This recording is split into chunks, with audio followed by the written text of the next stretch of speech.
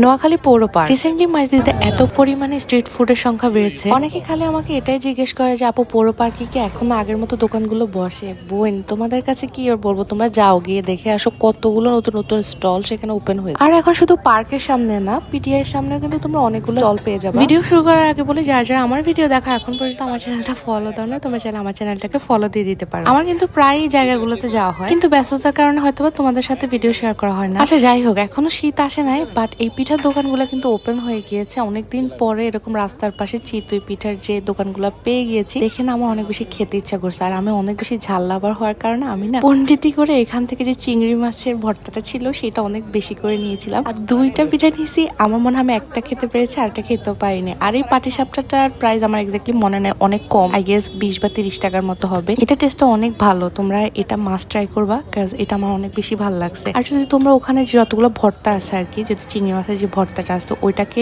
Ignore করে সিম mix অথবা সরিষার ভর্তা দিয়ে নাও, তাহলে সেক্ষেত্রে কিন্তু তোমাদের অত বেশি ঝাল লাগবেও না। আর দুঃখের বিষয় হচ্ছে যে দোকান থেকে এগুলো খেয়েছি সেখানে কিন্তু ঠান্ডা পানি পাবা না। তো আমি পাশের দোকানটা থেকে এখানে আখের রস নিয়েছিলাম। ওখানে ছোট বড় দুই রকমের গ্লাস আছে, বাট আখের রসটা না একটু মিষ্টি ছিল না, আমি একদম ঠয়ে গেছি। পাশে একটা সোডার দোকান ছিল, ওইটা হচ্ছে সালমান শাহ সোডা এরকম কিছু একটা নাম হবে। সেখান থেকে আমরা একটা সোডা নিয়েছি। এবার এটা টেস্টটা ওরা এক্সট্রা করে মশলা দিয়ে দেবে, মশলাটা নিলে ওটা টেস্টটা অনেক ইনহ্যান্স করে, তোমরা ওটা ট্রাই করতে পারো। আর পাশে হালিমের দোকানটা ছিল, হালিমের দোকানের উপর থেকে না এই যে আলুর যে কাবাবটা আছে এটা দেখে অনেক ভালো লাগতেছিল, তো আমরা ওটা নিয়ে একটু খেয়েছি। আর সাথে দুটো হালিম নিয়েছি। হালিম তোমরা চাইলে ট্রাই করতে পারো, প্রাইস হিসাবে বলতে গেলে ভালোই, বাট যদি তোমরা খাবারের ব্যাপারে অনেক বেশি চুজি হও, অনেক বেশি মজা না হলে না খেতে চাও, সেক্ষেত্রে তোমরা এক প্লেট খেয়ে ট্রাই করে দেখতে পারো। পছন্দ হলে খাওয়া, না হলে খাওয়া না। বাট প্রচুর পরিমাণে এখানে মানে গরুর যে বটা আছে আর কি অনেক বেশি পরিমাণে দেয়, তোমরা ট্রাই করলেও করতে পারো। আর একদম লাস্টে আমরা চলে আসি